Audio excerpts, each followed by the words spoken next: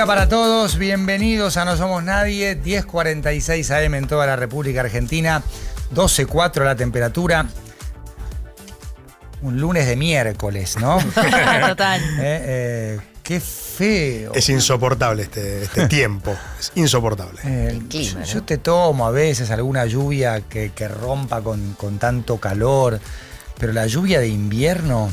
Y sin ver el sol difícil, tantos días, ¿no? Ya estaba verde uno. Sí. Sí, el sol en Buenos Aires dijo, ya está, mi trabajo está hecho por el año, no vengo más. Sí, vuelvo en septiembre. Claro, ponele. empieza el mundial, no me jodan. Sí. Tal cual.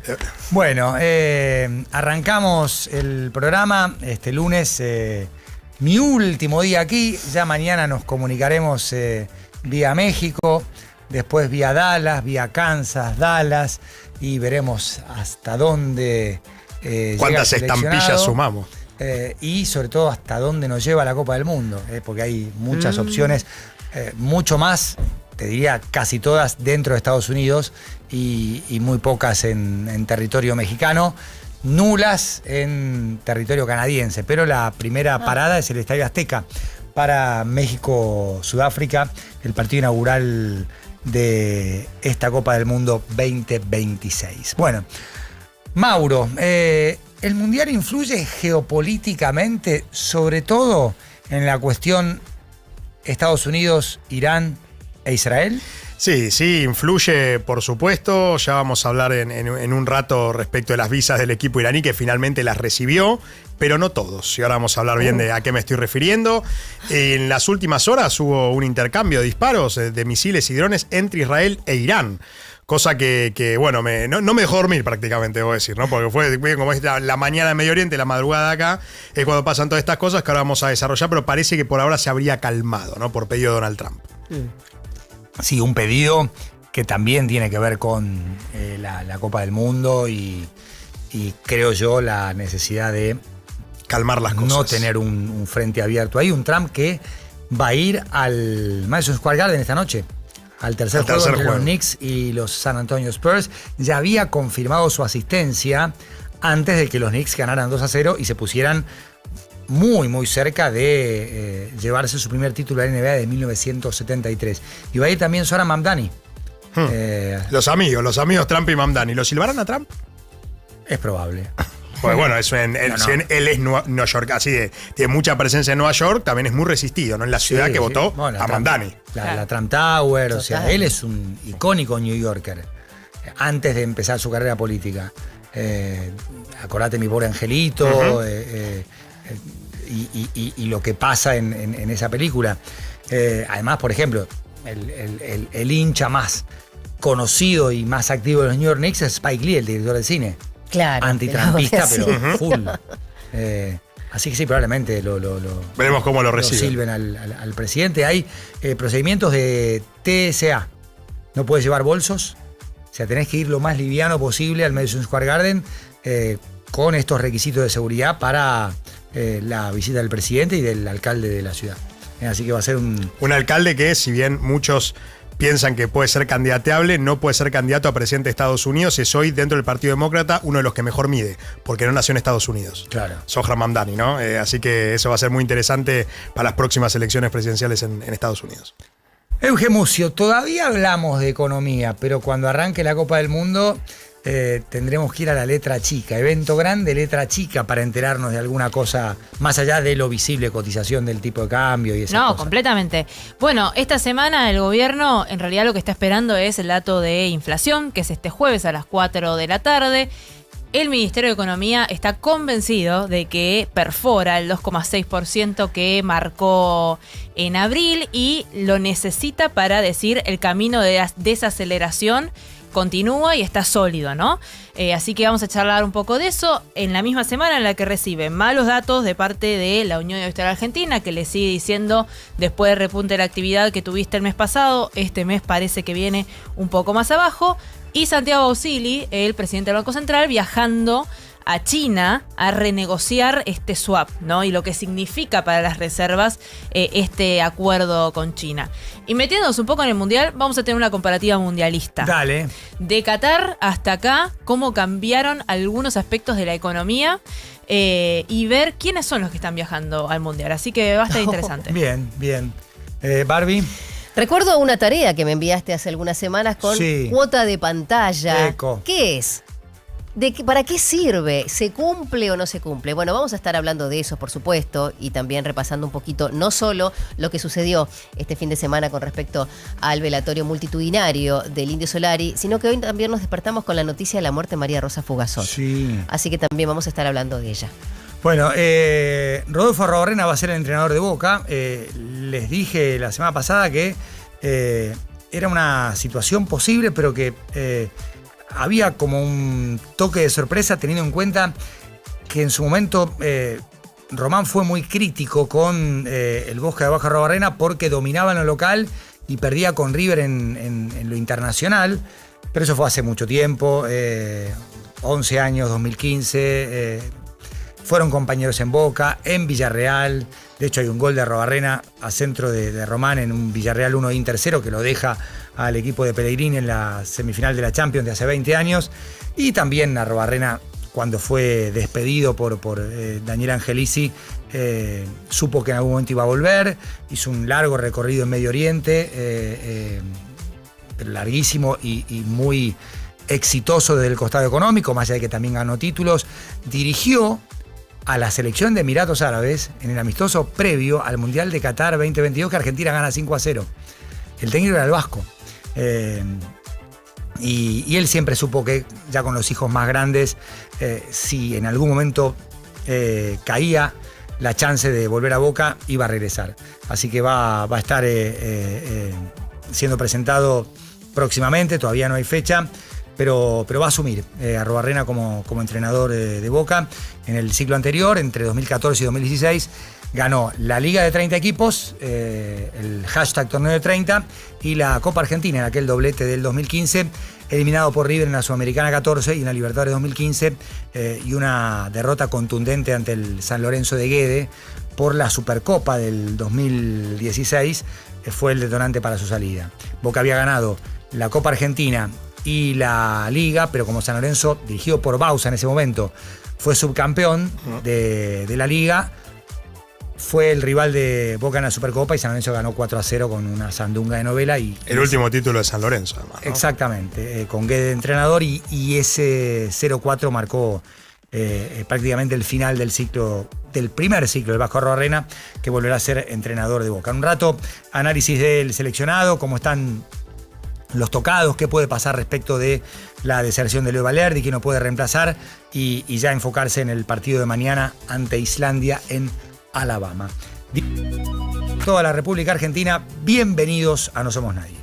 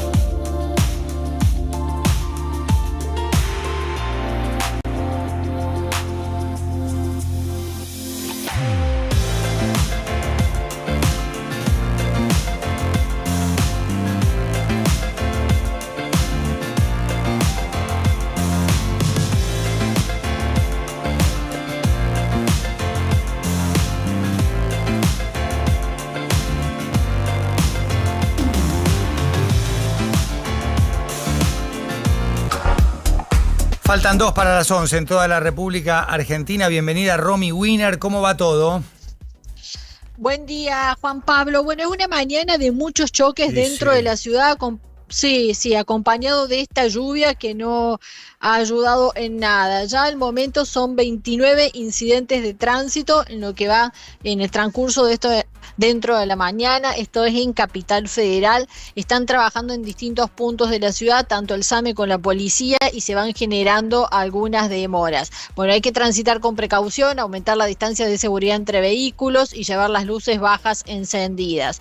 Además, se ven fuertes demoras en Avenida General Paz, entre Cabildo y Avenida del Libertador, mano al Río de la Plata, hacia Lugones. Siguen los retrasos en la autopista Buenos Aires-La Plata, en la zona de Doxú, hacia El Bajo. Bien cargada la autopista 25 de Mayo, a la altura de Parque Chacabuco y Parque Patricios, en sentido al centro. En la Ruta Nacional 12, que es la del Mercosur, en el kilómetro 115, se produjo un choque de un camión que embistió parte de la estructura de la cartelería de la ruta, lo ha derribado. La ruta está cortada en forma total a la altura del kilómetro 115 y recién acaban de habilitar un solo carril en sentido al sur. Esto ahí está generando demoras. Los trenes, subtes y premetro al momento a horario. Juan Pablo. Muchas gracias, Romy. Nos reencontramos en un rato. Chau, chau. Chau, chau. Llueve, frío, 12,4, pero parece menos. Más allá de que la ST esté en 12,4, uno sale, la lluvia, un poquito de viento, la lluvia que moja, y parece menos. Así que nos va a explicar un poquito esta sensación que no tiene que ver con la térmica universal, sino con la personal de cada uno. Ezequiel Marcusio. Hola, Ezequiel, ¿cómo va todo? ¿Qué tal, Juan Pablo? Sí, lo que mata es la humedad, podemos decir, ¿eh? Porque sí, porque bueno, con mucha humedad uno siente mucho más el frío, parece que pasara de los abrigos, ¿eh? Y bueno, y va a continuar precipitando, va a ser sobre todo intenso si uno toma rutas, por ejemplo, sumo a lo de Romina, ¿no? Ruta 9 hacia Rosario, ruta 8 también para el lado de Luján. Bueno, en toda esa zona las precipitaciones son más importantes. En Capital está lloviendo, pero suave por ahora. Pero sí, si toman las rutas 9 u 8 hacia la zona, por ejemplo, para ir para Rosario, por ejemplo, realmente ahí hay ecos de precipitación moderada a intensa, un poquito más intenso también. Hay que tener paciencia. Hoy durante toda la jornada vamos a tener esta condición. Recién a partir de la tarde-noche va a ir mermando cada vez la precipitación y van a ir mejorando lentamente las condiciones. Así que mucha paciencia. Y la máxima, bajita. Así que esta sensación de frío se va a mantener también. No, traten de no mojarse demasiado porque la van a pasar mal. Si no, la máxima va a rondar los 14 solamente. Mañana, ya sin lluvias, sube un poquito más la máxima. En México vamos a tener lluvias, pero una temperatura más alta. Sí. Pero hay alertas de lluvias intensas y posibles tormentas eléctricas. No solo en Estados Unidos, sino también en México. Mira, sí. En nuestro país, acá nosotros tenemos alerta por lluvias todavía. Y bueno, sí, la zona en Estados Unidos sí, vamos a tener esa condición con temperaturas altas, ¿no? Pero bueno, esa es la diferencia más importante. Un abrazo, Ezequiel. Hasta luego, chao, Hasta luego, chau. 11 y 1 minuto en toda la República Argentina. Now, en WhatsApp, 1180-697-9. Mauro Embe, Medio Oriente y un liderazgo absoluto de Trump en los últimos días o en las últimas horas diciendo, déjense de joder a vos y a vos. El primer vos es Israel, el segundo vos es Irán. Sí, exactamente. En la madrugada de la Argentina, en las primeras horas de la mañana de Medio Oriente, hubo un lanzamiento de 10 misiles más o menos balísticos por parte de la República Islámica de Irán hacia Israel, que en declaraciones a través de X que dio el canciller Abbas Araghchi, habría sido con motivo de un ataque israelí sobre el sur de Beirut, la capital libanesa, donde Abbas Araghchi subió una foto, una imagen de la bandera de Irán con la bandera de Líbano, a lo que respondió el canciller israelí Gideon Sa'ar con una bandera de Irán y la bandera de Hezbollah. No haciendo la diferencia, no hablan por el Líbano, sino que lo están haciendo por Hezbollah en una, digamos, competencia retórica en redes sociales. Por supuesto, se traducía en realidad de lo que venía fácticamente a nivel bélico. Frente a esta situación, Israel habría sido presionado por Trump, que lo habló con la prensa diciendo, Israel no va a responder. Finalmente Israel respondió, destruyó una planta petroquímica y una fábrica de drones en territorio iraní, atacando el centro y el oeste de Irán. E Irán volvió a lanzar misiles, y no solo, sino que junto con los hutíes. No, en total habrían sido lanzados 24 misiles balísticos por parte de Irán y 2 misiles balísticos por parte de los hutíes, que fueron repelidos por los sistemas antiaéreos israelíes o que cayeron en terreno no habitado. ¿Por qué es importante esto, no? Porque efectivamente, si bien el liderazgo de Trump se ven que, al menos por ahora, las dos partes, tanto Irán como Israel, habrían aceptado no seguir incrementando la escalada, también fue un liderazgo fue un desafío al liderazgo de Trump porque Israel respondió. Claro. Digo, y uno se pone ahí en el lugar de Netanyahu, el primer ministro israelí, y dice, bueno, si Netanyahu no respondía, si Israel no respondía, se iba a poner en juego su propio liderazgo a nivel interno. Ya dijimos que la cuestión de Irán es una cuestión de Estado, por lo tanto, todas las partes, oposición y oficialismo, estaban de acuerdo con una retaliación que finalmente llegó por parte de Israel, aunque con un freno por parte de Trump. Y aquí viene la pregunta, ¿no? Que ¿se le está yendo el conflicto de las manos a Trump o no? Que ese es el otro punto, porque si uno ve las negociaciones, no llegaron a ningún lado. O sea, Trump dice, vamos a quedarnos con el uranio enriquecido iraní, lo vamos a destruir, haya acuerdo o no haya acuerdo, pero no hay nada. No hay acuerdo, no hay nada. Entonces, si a Trump se le escapa de las manos, yo creo que lo de Irán no solo fue por una cuestión de ponerse en solidaridad con Líbano y sobre todo con Hezbollah, sino que el ataque iraní fue para decir, esto no funciona. Si las negociaciones no llegan a ningún lado, nosotros vamos a volver a la guerra porque podemos hacerlo. Y es lo que hizo.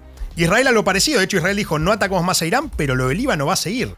Y Trump, si bien tuvo la autoridad suficiente como para que las dos partes no se atacaran más entre sí, lo de Líbano continúa, el bloqueo estadounidense continúa y el estrecho de Hormuz sigue cerrado. O sea, ¿cuál es la posición que puede tener hoy el presidente de los Estados Unidos con unas negociaciones que no avanzan?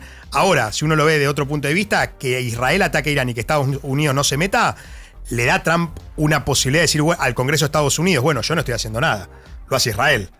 No, si ahora, por ejemplo, Israel continuara atacando a Irán, Trump puede decirle al propio Congreso que trató de limitarlo, como dijimos en la Cámara de Representantes, y quizás también lo haga en el Senado. Yo no tengo nada que ver. ¿Qué puedo saber de esta situación? Lo está haciendo Israel, perfecto. El ataque contra Irán, que podría ser una salida, algo parecido a lo que pasó en junio del 2025. Así que bueno, veremos cómo sigue esta situación. Por ahora se han calmado las aguas, el precio del Brent había subido, acercándose al nivel de los $100. Hoy en día el barril ha bajado a la zona de los 93 y se prevé que la situación continúe en esta tensa calma, al menos por las próximas horas y no sé si días. Ahora, si el conflicto va a terminar, con esto está todavía muy pero muy lejos. Cuando el seleccionado iraní aterrizó en Tijuana el domingo a la mañana, los futbolistas tenían insignias en la solapa con el número 168. El diseño, que reproduce un hashtag en línea, conmemora el número de niños asesinados en una escuela primaria el primer día de conflicto entre Estados Unidos e Irán. que es del 28 de febrero del 2026, según el Ministerio de Asuntos Exteriores iraní. Estoy leyendo una crónica de Adam Leventhal en The Athletic. El New York Times, citando a funcionarios estadounidenses, informó que una investigación militar en curso había determinado que Estados Unidos era responsable del ataque con misiles que causó la muerte de los soldados. Una información que no confirmaron ni Trump ni el gobierno de Estados Unidos. Israel había dicho en ese momento, nosotros no fuimos. Claro. Entonces uno presuponía que era Estados Unidos y se ha confirmado por diferentes fuentes que fue así, aunque no fue confirmado por el propio Estados Unidos, efectivamente. Hay más. Irán parte el sábado por la tarde de su concentración en Antalya, en Turquía, pero no tenía los emblemas. Durante el trayecto, en el medio hicieron una parada para cargar combustible en España, se ponen los emblemas en las solapas, en sus sacos de color azul oscuro, y se hacen visibles al desembarcar en México antes de dirigirse al hotel del equipo. ¿Qué pasa? FIFA. Si bien el hecho de que los jugadores iraníes lleven un pin fuera del contexto de un partido, está en una zona gris respecto a si infringe o no alguna normativa, es una señal de que la difusión de mensajes políticos podría convertirse en un problema. Porque hay una permanente tensión geopolítica. ¿Qué dice el reglamento de FIFA? Que el equipamiento no debe contener lemas, declaraciones o imágenes políticas, religiosas o personales, o bien los jugadores o el equipo podrían ser sancionados por el organizador de la competición o por la FIFA. Esto aplica a todos los jugadores y miembros del cuerpo técnico. Por ejemplo, si el entrenador Amir Galenoei utilizara el emblema, podría ser sancionado. Claro, es visto como una provocación, ¿no? The Athletic se pone en contacto con FIFA para aclarar si el hecho de los jugadores iraníes llevando insignias durante su traslado al Mundial puede estar infringiendo las normas, y también le preguntó a la Federación iraní si el equipo tiene intención de llevar esas insignias en otras fases del torneo. No es la primera vez que esto pasa con Irán. En un partido amistoso contra Nigeria, durante la fecha FIFA de marzo, los titulares iraníes alzaron mochilas escolares como símbolo de conmemoración durante el himno nacional. En la misma ocasión, antes de jugar contra Costa Rica, unos días después, el equipo mostró imágenes de personas, incluso niños, que habían fallecido, así como también de infraestructuras deportivas y patrimoniales dañadas durante los bombardeos. No hubo ninguna acción formal de FIFA en su momento. Gianni Infantino estaba en el estadio durante Irán-Costa Rica, en el momento en el que él confirma que Irán va a jugar la Copa del Mundo. Ya habíamos empezado con esta guerra.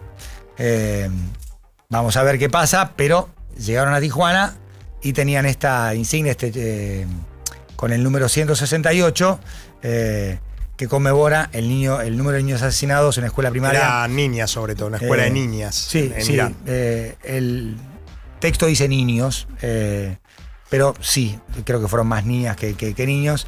El 28 de febrero de 2026, del primer día de conflicto. El equipo iraní tiene las visas para jugar en Estados Unidos. Sí. Si no me equivoco, parte del cuerpo técnico no, y el presidente de la Federación iraní, Mehdi Tash, tampoco. Así que él no podrá estar presente en los Estados Unidos de América, sí el equipo futbolístico, aunque parece que algunos colaboradores todavía no. 11:10 en toda la República Argentina.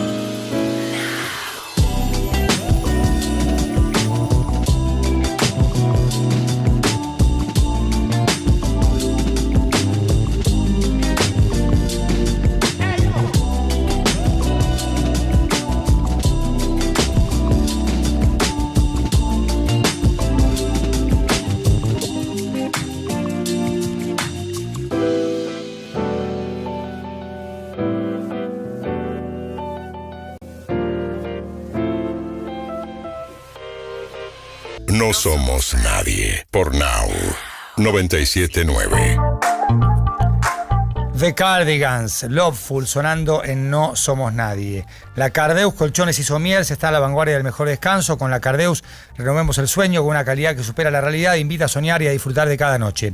Disfrutar de un ahorro mundial de hasta 50%. Aprovechar el golazo de las 18 cuotas sin interés y el envío es gratis. Únicos con certificación ISO 9001. La Cardeus, tradición de calidad. Now. Esto fue terrible robo y a la vista de todos. El VAR no revisa y no era penal. En el deporte nada es seguro, salvo tu hogar. Porque con la tecnología de Prosegur Alarms, la intrusión se detecta antes de que sea robo. Contrata hoy tu alarma y te regalamos una cámara y el seguro del hogar. Con Prosegur, disfruta cada partido desde donde quieras. Más info en prosegur.com.ar. Acabará así, escucha esto. Día del Padre, regalo, ¿dónde? Grimoldi. Día del Padre, cuotas, ¿dónde? Grimoldi. Día del Padre, promos, ¿dónde? Grimoldi. Avísale a todo el mundo, el regalo del Día del Padre está en Grimoldi. Las mejores marcas y cuotas sin interés. Este Día del Padre, sabes a dónde ir. Grimoldi tiene hasta 9 cuotas sin interés y muchos beneficios para vos. Hay historias que comienzan con una idea y continúan con decisión, esfuerzo y aprendizaje. Puede funcionar. Conversaciones con emprendedores y protagonistas de proyectos que superaron obstáculos hasta convertirse en casos de éxito. Puede funcionar. Con Claudio Suchovicki y Esteban Wolf. Martes a las 20 por Now 97.9. Actualidad. Más música pensada para vos. Este Día del Padre, Baquiano Almacén presenta sus boxes gourmet con vinos seleccionados, quesos y fiambres premium pensados para regalar y compartir. Atención personalizada en sus locales de Almagro, Caballito y Villa Crespo. Cada box se prepara con productos de primera calidad. Más información y pedidos en Baquiano Almacén. Baquiano Almacén, el almacén de tu barrio. X28 activada. Decidir quién va a proteger tu casa es muy importante. Confía en los especialistas de X28. Monitoreamos miles de hogares en todo el país. Nadie cuida mejor tu casa que los especialistas de X28. Los argentinos tenemos partidos que se juegan en la cancha y otros en la panza. Y si aparece dolor, Sertal, el alivio para el dolor de panza argentino. Lea atentamente el prospecto. Ante cualquier duda, consulte a su médico o farmacéutico. A esta hora, la actualidad encuentra su lugar. No somos nadie. Now 97.9. 16 en toda la República Argentina. Ronda de noticias que va a empezar Barbie Arroyo. Barbie. Bueno, esta mañana nos encontrábamos con la triste noticia de la muerte de María Rosa Fugazot a los 83 años. Los rumores comenzaron a circular ya desde más temprano porque ayer en su departamento, en el barrio de Palermo, ¿no? En la calle Güemes al 4700, dos personas que estaban acompañándola llamaron al SAME porque la tercera persona, una mujer, estaba descompensada.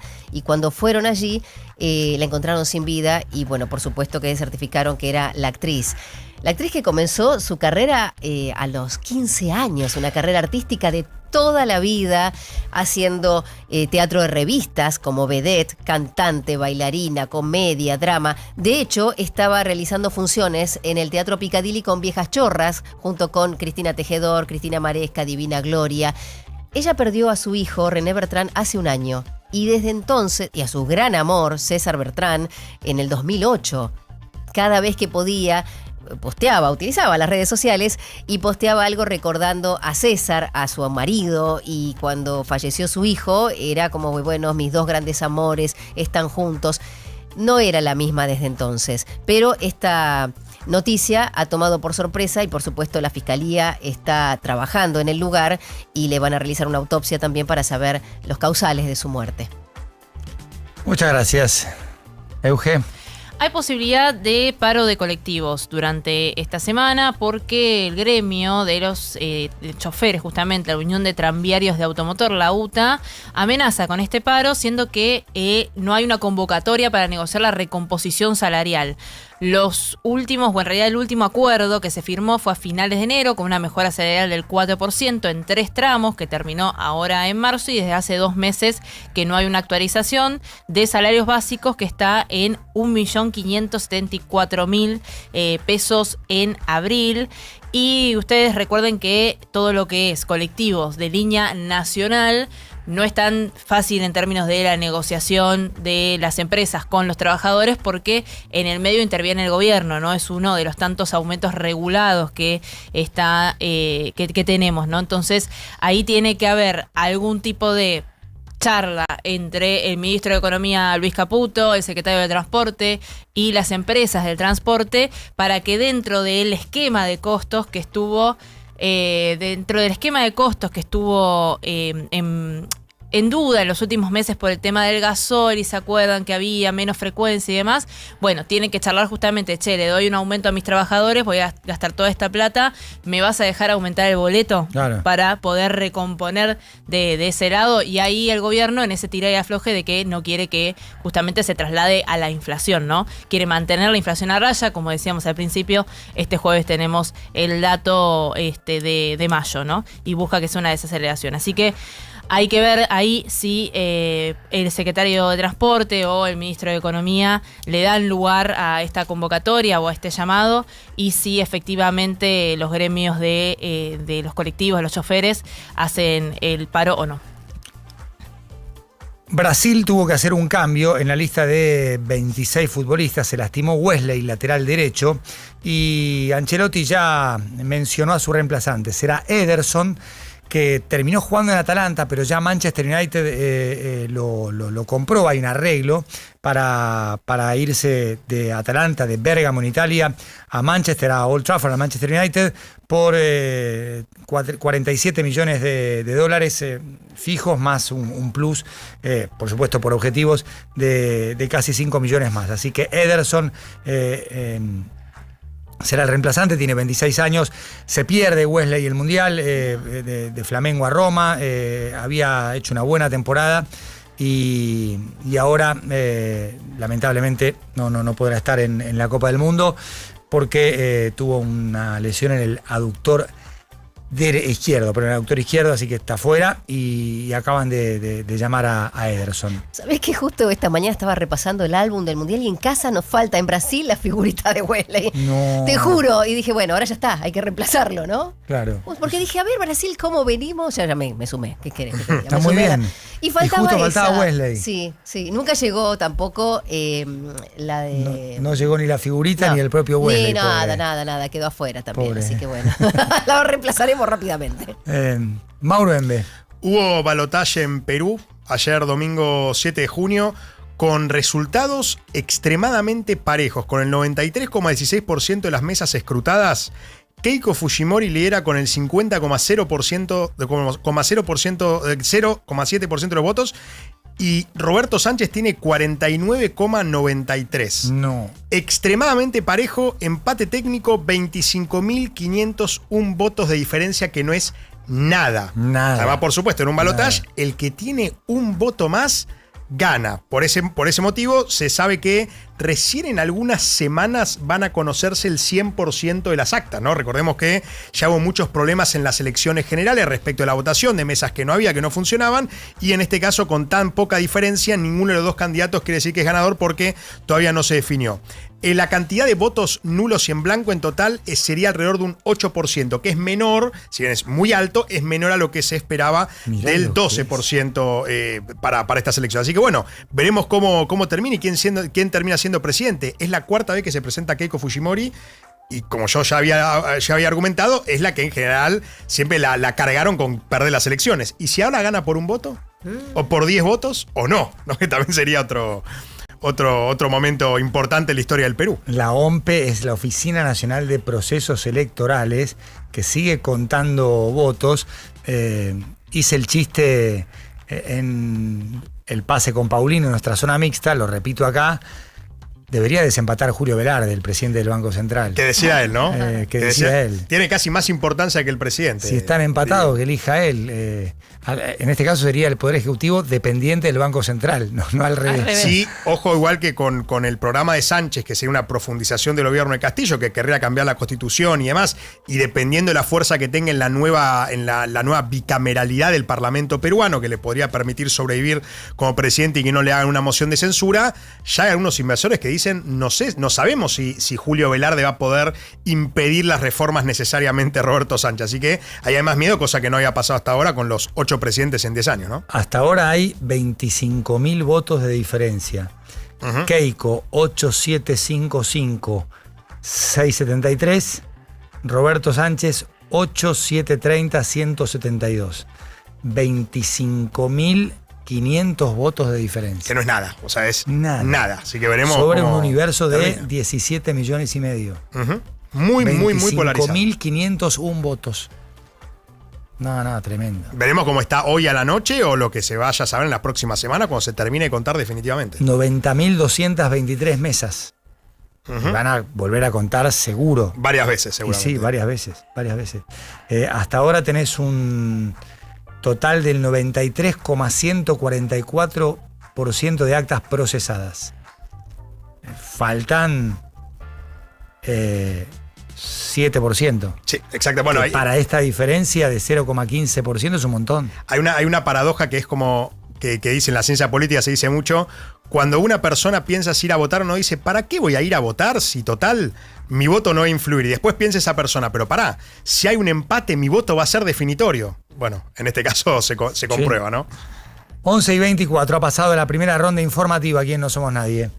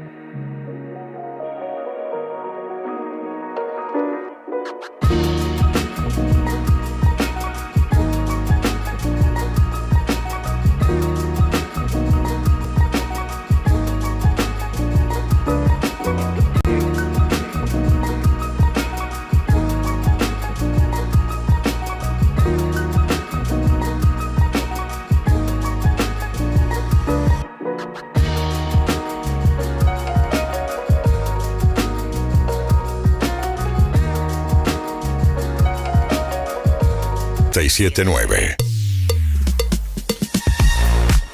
11:28 en toda la República Argentina. Roland Garros coincide con el Mundial en junio, también la NBA es un momento del calendario divino para los fanáticos del deporte. El tema es que el Mundial pasado fue en Qatar entre noviembre y diciembre y no coincidió con lo que era una santísima trinidad. Roland Garros, NBA, Mundial. Podés agregar la Fórmula 1, el Gran Premio de Monte Carlo. Un ratito vamos a hablar con Felipe Magoff sobre un fin de semana bastante negativo para Franco Colapinto. Y Roland Garros tiene un nuevo campeón. Y es la primera vez que se consagra Sasha Zverev como ganador de un Major. Ganó Mirna Andreeva entre las mujeres. Zverev había perdido 3 finales, algunas muy, muy dolorosas. Sacó para partido contra Dominic Thiem en el US Open 2020, el de la pandemia. Luego perdió con Alcaraz en 2024 en Roland Garros, con Sinner en 2025 en Australia. Y era probablemente el mejor jugador de la actualidad, seguro, uno de los mejores de todos los tiempos sin haber ganado un Major. En esa lista, por ejemplo, está Marcelo Río, está David Nalbandian, por citar algunos. Y se le empieza a abrir el cuadro, deserción de Alcaraz, que dice yo no voy a jugar hasta que no me cure la muñeca. Gran candidato Sinner, pierde Sinner con Juanma Cerúndolo, pierde Djokovic contra Joao Fonseca, y como que se había asfaltado el camino para Zverev. Pero pequeño detalle, Zverev tenía que ganar. Y fue ganando los partidos previos y llegó a la instancia decisiva como el gran favorito, pero con una mochila pesadísima, pesadísima. Porque era casi obligatoria la victoria para Zverev. Arranca bien, arranca muy bien, pero después Flavio Cobolli, el italiano, un italiano en la final, que no esperábamos a Sinner. De hecho, Cobolli no jugó la semi porque Arnaldi, su rival, estaba también italiano, lesionado. Matteo Berrettini, por ejemplo, le ganó a Juanma Cerúndolo. Llega Cobolli, 10º preclasificado, y después de un primer set muy favorable a Zverev, Cobolli reacciona. Tenía muchos italianos alentándolo. No era el favorito Sasha, el favorito de la gente, sí del circuito. En algún momento tenía que ganar un Grand Slam, y esta era la formidable oportunidad de hacerlo. Y ganó el segundo Cobolli, el tercero Zverev, el cuarto Cobolli, y ahí como que termina el cuarto set y Cobolli se va. Se va a cambiarse la ropa, estar un rato en el vestuario, y Zverev se queda. Como diciendo, yo estoy listo, yo me voy a quedar acá, y cuando él vuelva, se reanudará el partido y lo voy a ganar. Y lo ganó con autoridad. Y por primera vez entonces Sasha Zverev, alemán, su papá ruso, jugó contra Argentina en Copa Davis representando a la Unión Soviética, se consagra campeón. Si quieren leer un posteo de un grande, lean el mensaje de Djokovic en Instagram para Zverev. Tiene 2 fotos, una de ellos 2 abrazados después de un partido, y la otra, la de Zverev levantando el trofeo de Roland Garros. Te conozco desde que tenías 10 años, batallabas en las canchas con mi hermano menor, mientras yo competía contra tu hermano mayor, Misha, tanto en junior como en el circuito profesional. Hemos construido una relación muy respetuosa y amistosa con tu familia y tu entorno durante mucho tiempo. Hemos hablado mucho de tácticas, de estrategias, de vida, de familia, de negocios. Hemos tenido momentos divertidos dentro y fuera de la cancha. Sabiendo lo que tuviste que lidiar con tu enfermedad desde que eras muy joven, haciendo callar a los críticos que pensaban que nunca ibas a ganar un Grand Slam, hace de este Grand Slam más especial y memorable. ver tus lágrimas de euforia, de júbilo, que compartiste con tus padres, tu hermano y con otros integrantes de tu equipo, me hicieron emocionar. Estoy muy contento de que lo lograste y mereces este éxito porque has trabajado mucho en cada aspecto para que esto sucediera. Disfrútalo. Y después una frase en otro idioma que no alcanzo a traducir. Estoy leyendo el texto en inglés de Djokovic. Siempre se puede ser más grande. Uno que ganó 24, que sigue compitiendo para ganar el número 25, que es sin dudas el mejor jugador de la historia. Alguna vez Vilas en una discusión entre tenistas amateurs nos dijo: ¿usted quién sabe que es el mejor de la historia y que ganó más Grand Slam? Y en ese momento era Sampras. Dijo: el mejor de la historia es Sampras. Pues fue en el año 2000. Pete Sampras iba a ganar todavía el US Open 2002. Estábamos ahí charlando entre todos: ¿quién es el mejor de la historia? Para mí McEnroe, para mí la McEnroe, para mí Borg, Leiber, qué sé yo. Y Vilas, que estaba muy atento, pues estábamos en el racket, en ese momento era el Vilas Racket, y venía de jugar siempre el vestido de negro. Éramos unos 5 o 6 ahí discutiendo. Y dijo: ¿saben quién es el mejor jugador de la historia? El que ganó más Grand Slam. En ese momento Sampras. Lo dijo Vilas, o sea, para mí palabra santa. Sí. Bueno, Djokovic ganó 24. Por el impacto de Roger, Rafa, o sea, cada uno tiene su favorito. Pero en el tenis, más allá de las eras, de las superficies, del tamaño, del material de las raquetas, el propio Vilas dice: la grandeza se mide por los Grand Slam. Y Djokovic ganó más que Roger y más que Rafa. Y probablemente de los tres, si vos decís, ¿quién te gusta más? Roger, sin duda. Pero la grandeza de Djokovic también se mide con un posteo así. Para Sasha Zverev, el campeón de Roland Garros 2026.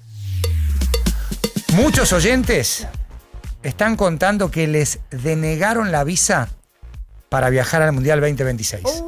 Mirá. Y a raíz de esto se conoció una acción muy particular. El próximo 10 de junio, miércoles, de 12 a 14, en las oficinas de Noblex, las primeras 100 personas que se presenten con el documento de la visa denegada y el comprobante de su turno, se van a llevar un televisor gratis. Sí, así como suena. Si te rechazaron la visa y no podés viajar a ver el Mundial, Noblex te regala una TV para que lo vivas desde tu casa. Una manera distinta y muy original, agrego, de transformar una mala noticia en una nueva oportunidad para disfrutar el Mundial. Entren a las redes de Noblex, @NoblexAR, para más información.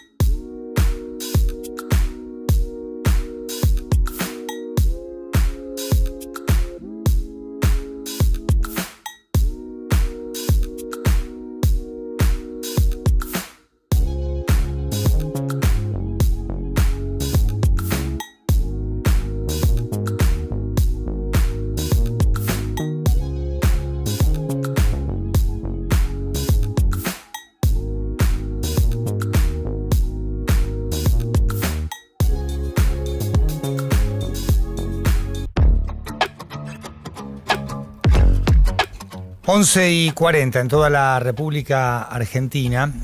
Vamos a hablar con Nicolás Pichersky, periodista de Clarín especializado en música, para ayudar a comprender lo que ha generado la muerte de Indio Solari y una manifestación popular impresionante en un país polarizado, con, por supuesto, el combustible de las redes sociales que hacen su trabajo para profundizar esa polarización. Nicolás, un gusto. Juan Pablo Barsky, ¿cómo te va? Juan Pablo, encantado. Saludos a todos ahí y feliz día atrasado del periodista para todos. Muchas gracias. Lo mismo para vos. ¿Qué significa lo que estamos viendo? Porque todavía no ha terminado esta despedida a un artista inconmensurable como Indio Solari. Una vez dicen que a Mao Zedong le preguntaron ¿qué opina de la Revolución Francesa en 1789, ¿no? Y dijo, es demasiado pronto para saberlo. Claro.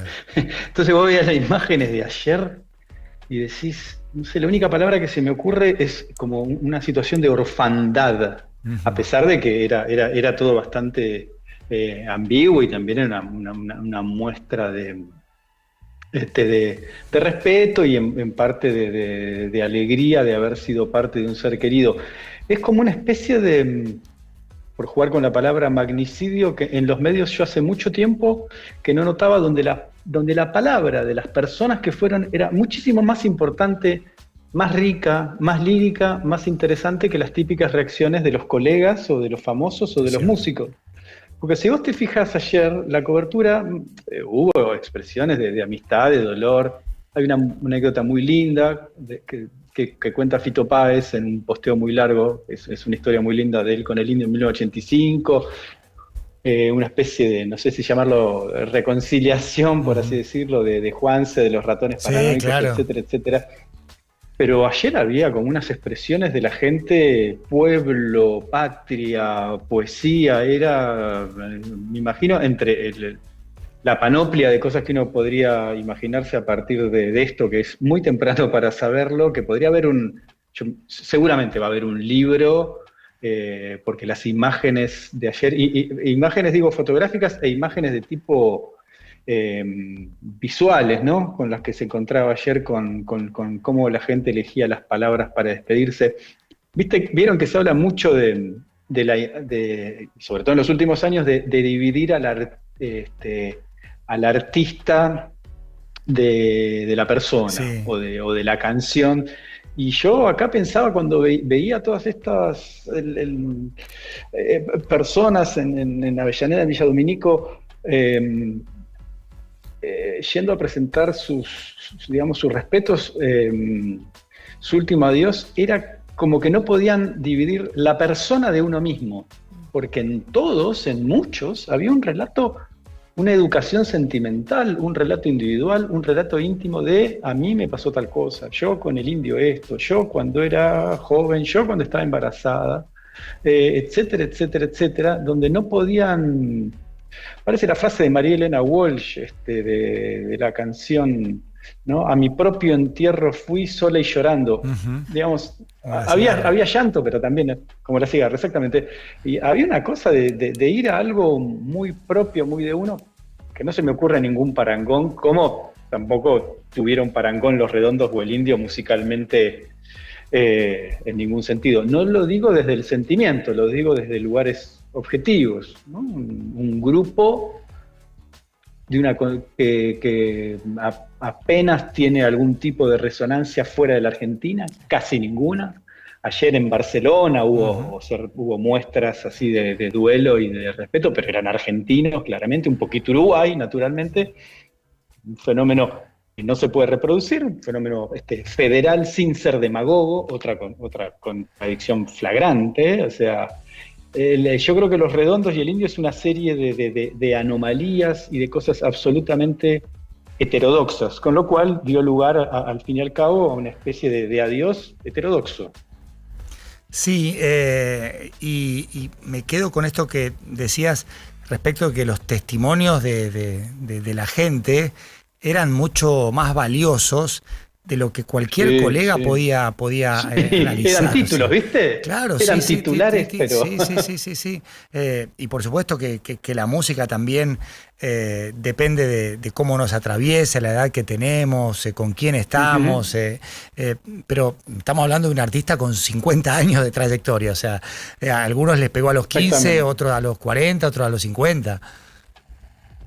Sí, y que deja una antorcha, y tampoco de manera demagoga, con un fenómeno muy importante en los adolescentes. O sea, sí, vos vas a Paul McCartney y está el abuelo, el padre y el hijo, y puede ocurrir lo mismo en los Rolling Stones, etcétera, etcétera. También por un fenómeno medio nostalgioso, museístico del rock, medio pesado a esta altura, pero bueno, es así. Pero con la cultura de los redondos y con el indio pasaba algo muy particular, que el corte etario seguía mandando más el adolescente. Eso yo no lo vi nunca. O sea, vos ibas incluso a ver grupos como en el cual había miembros de los redondos, digo porque tocaban más asiduamente, ¿no? El indio ya estaba retirado, tenías que esperar que toquen los fundamentalistas, pero la Kermés, que tocaron hace poco en el Teatro Rivadavia, Sergio Dawi en el saxo y Semilla, creo, en el bajo, ex miembros de los redondos.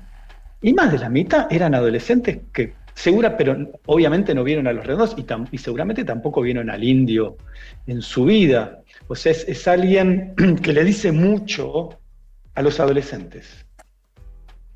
Sí, y les decía también a los adolescentes que hoy tienen 50 años. Y mientras tanto él también cumplía años. O sea, y hay una etapa, obviamente, con los redondos y otra con los fundamentalistas.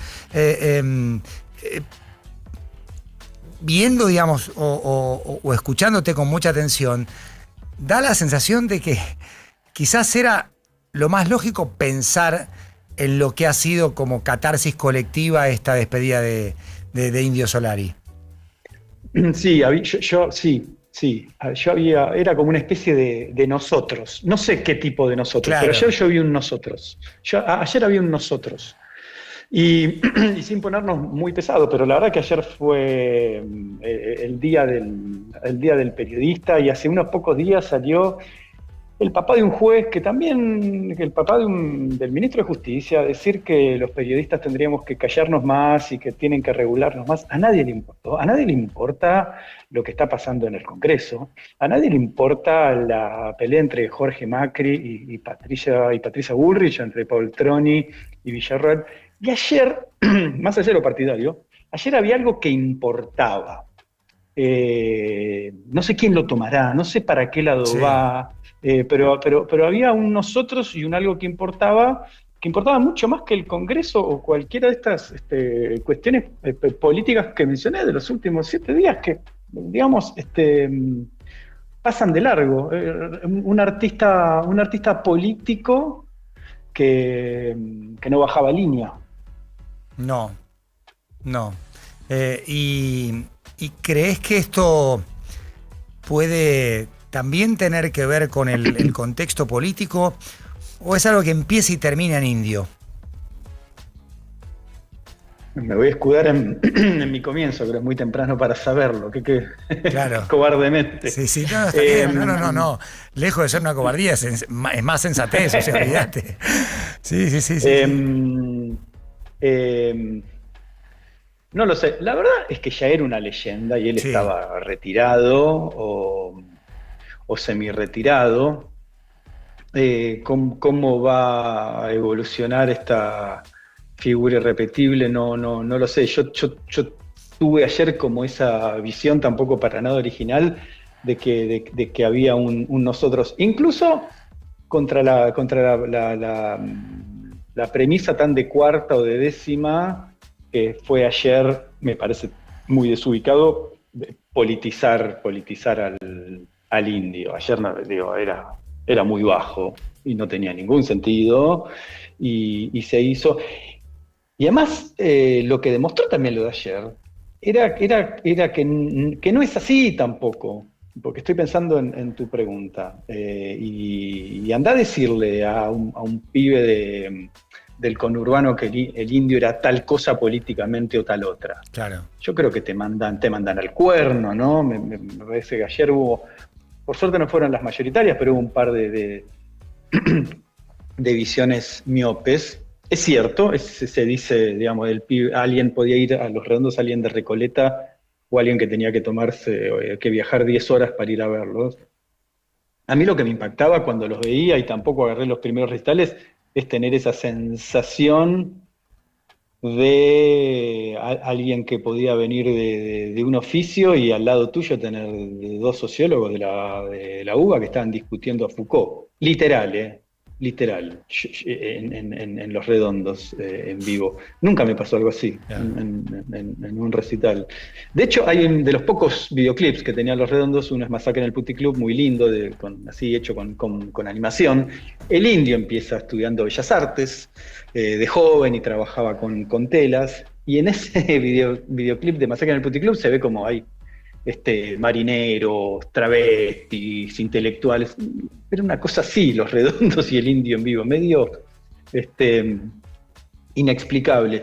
Y ese nosotros, la verdad que no sé para dónde derivar, y preciso alguien por ahí un poco más inteligente que yo para ver para dónde va a ir eso no sé, que parecía, al menos que ayer importaba. Nicolás, bueno, recién nombraba justamente la lírica, también el respeto que tiene Patricio Rey y Los Redonditos por el rock de las guitarras eléctricas. Digo, son muchas cosas que se combinan, ¿no? En la música de Los Redondos. ¿Cuál crees vos que es lo que le dio esa permeabilidad, ¿no? Que alcance a un público tan masivo, tan de clases sociales muy, muy distintas, y que haga que cada uno se sienta parte, ¿no? Es ese pertenecer del que estás hablando. ¿Qué es lo que vos decís? ¿Es esto? O quizás capaz la respuesta es que es algo mucho más complejo y que por eso cada uno se puede sentir parte desde su lado. Sí, eso sí, pero si como periodista nos quedamos en inexplicable o grosso, complejo, mucho no. Prefiero meter la pata y ver qué me sale. Para empezar, yo que soy grande, para mí tenían un misterio que uno no podía entender de dónde habían salido. Digo, más allá de datos a cuentagota, que sabías que habían empezado como una especie de grupo de happening, de eventos teatral, con discursos como Gran Guiñolesco del Under de La Plata, de esa banda mítica que fue la Cofradía de la Flor Solar. No sabías dónde habían venido, había algo muy atractivo. Y digo, vos podés saber que Fito fue un recital de Charlie, se volvió loco y decide ser rockero porque había sido más o menos contado, podías saber algo de la vida del flaco en Bajo Belgrano. Esto era como mucho más misterioso. El nombre, que parece de medio como se llamaban las bandas psicodélicas inglesas en los 60, ¿no? Tiene algo de Sgt. Pepper's Lonely Hearts Club Band. Claro. Patricio Rey y sus Redonditos. ¿Quién es Patricio Rey? No entiendo de dónde sale. Las letras raras, crípticas, góticas, letras que además conviven con nosotros periodísticamente, digamos, sí. Vencedores vencidos. Fíjate de qué lado de la mecha te encontrás. Fíjate de qué lado de la mecha te encontrás. El futuro llegó hace rato, que vos entrás a un foro y por ahí discutiendo gente. ¿Es de Philip Dick? No, es de Ballard. No, es de William Gibson, no es de Ray Bradbury, no es de ninguno de esos, era del indio. Y por eso un entrenador pone un pibe de 17 años en primera, el futuro ya llegó, no sé, el otro día Beltrán, Aranda, Freitas. Todavía titula, el indio todavía el indio sigue titulando los copies y los diarios con esta poética tan particular que se usa para mucho, todavía para ver el futuro.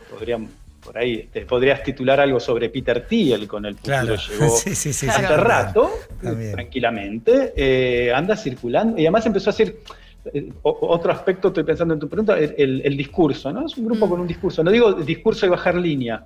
Vos lees entrevistas al indio, de las pocas que hay, no hay tantas, y sea una pregunta o 5 y lees como un ser monolítico de una sola pieza que podría monologar y decís, bueno, dame más, quiero leer un libro de entrevistas.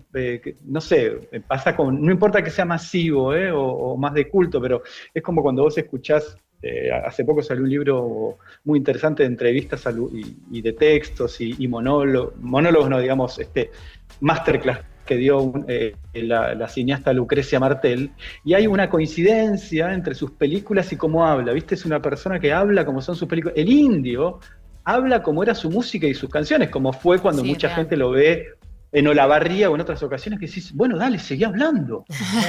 Era de una elegancia, ¿no? Tenía como no podías distinguir la canción, la letra, la pregunta, lo que te venía para proponerte. Miren, en la Biblioteca Nacional hace 2015, creo que instancias, creo recordar, de Horacio González, hubo una muestra de la letrística del Indio y de sus dibujos, y si entran a la página de la Biblioteca del Congreso, no, de la Biblioteca Nacional, de la de Agüero, de la Nacional, está el PDF, que es un catálogo hermoso, ¿viste? Que uno compraría tranquilamente, que es como un librito de 70 páginas que podés descargar gratuitamente, y ahí está como él tachaba las letras, ponía una palabra al lado, sus dibujos, era un artista, bueno, como Spinetta, ¿no? Son artistas muy completos que dibujaban, se metían, no hacían directamente las portadas, pero se metían mucho. En ese caso, sin que se parezca, es un personaje medio dilanesco. De Dylan nadie sabe tampoco mucho, ¿no? De letras a veces medio crípticas y universales. Y yo creo, sigo tratando de responder la pregunta, que era masivo sin ser mainstream. Claro. Mainstream en inglés es corriente principal. Y esto, son hits los de Los Redondos. No me siento cómodo con la palabra hit. Son todas canciones entre asombrosas y excelentes. No se me ocurre ninguna que no me guste. Y uno tampoco podría decir que son en un sentido clásico hits. Era alguien popular y sofisticado, y no ocurre tan a menudo. Nicolás, y siguiendo con esto que estás mencionando, ¿vos crees que hay escritos, letras o incluso grabaciones que haya dejado? Viste que por lo general sucede, ¿no? Con algunos artistas que con el tiempo aparecen canciones grabadas en estudio previamente. Sí, dicen que sí, no soy un especialista en memorabilia, pero ayer que estuve en A24, un colega comentó que, al empezar, que quedó una entrevista inédita, no me acuerdo con qué colega, no recuerdo ahora, si con Matías Martín. Matías Martín, dicen, exactamente, sí. Sí, creo Matías, que sí. Como de 2 horas, claro, 3 horas, ¿no? Sí. Y además me imagino que sí, que va a haber material que él estaba preparando en los últimos años. Sus últimos años él lo decía él, digo, más recluido, se dedicaba más que a ser un performer o a cantar, a componer. Me imagino que en algún momento saldrá. Además, por agregar algo más de este misterio, por seguir pensándolo juntos, era un grupo en el cual el componente de los inéditos también era muy fuerte. Yo no conozco otras bandas que la gente pidieran tantos temas que nunca se grabaron. Sí. De hecho, hay muchos grupos, y están en Spotify, Patricio Disco Show, Reina Momo, que solo interpretan temas inéditos de Los Redondos. Hay muy poco de eso, hasta donde yo sé, tal tema que la gente le pida a los Rolling Stones, o bueno, sí, uno sabe, hay algunos medios pseudo famosos, no sé, estoy pensando en la gira del Lado Oscuro de la Luna. Pink Floyd empieza a tocar parte de Animals y de Wish You Were Here. Esos eran inéditos que durante 2 años eran rarísimos y solicitados, pero terminaban en discos. En Los Redondos no. Es como que siempre te ofrecían, yo creo que estoy pensando en los adolescentes, lo que te ofrecían es dificultad. No había nada fácil. Y de hecho su carrera no... De hecho, ¿a quién se le ocurría en los 80 no ir a la televisión? Es irracional. 80, 90, sí. Digo, sí, ¿por sí, qué? Sí. No, perdón, totalmente, tenés razón. 90, ¿cómo no vas a ir? No tiene ningún sentido. Y obviamente esta gente tenía razón. 30 años después tenía razón. Es como la máxima, menos tan demasiado usada tal vez, pero menos es más. Bueno, menos me muestro, más voy a crecer, y efectivamente tenían una visión y le funcionó. Nicolás, sí. Ha sido muy claro y muy amable. Muchísimas gracias por estos minutos. Un placer. Muchas gracias. Un abrazo a todos. Gracias. Un abrazo. Nicolás Picherski, periodista de Clarín especializado en música. En los años 90, yo estaba en un programa llamado Super Sport por Telefe con Gonzalo Bonadeo, que era el conductor. y Carolina Fernández Balvis. Y arrancamos el programa con Mi Perro Dinamita como apertura, como canción de apertura que Gonzalo gestionó personalmente con la Negra Poli, con la manager, una de las fundadoras de Los Redondos, junto con Sky y con Indio Solari. Y hubo un momento en el que la producción de Jugate Conmigo, el programa de Cris Morena, quería tener a Los Redondos. Y ¿llevarlos al piso? Sí. Y Los Redondos dijeron, no, de ninguna forma, no hay chance. Bueno, a punto tal que tuvimos que cambiar la canción. Claro, la tuvieron que quitar. Y pusimos I Used to Love Her, But I Have to Kill Her, en Guns N' Roses, una canción que es imposible de poner. Claramente. Imposible por los tiempos, y tuvimos que hacer el cambio. Porque la negativa fue tan enfática, bueno, entonces tampoco, como se cobran derechos por regalías, tampoco les pongamos mi perro Dinamita. Así que, y eso fue en 1992. 12 y 1 minuto en toda la República Argentina.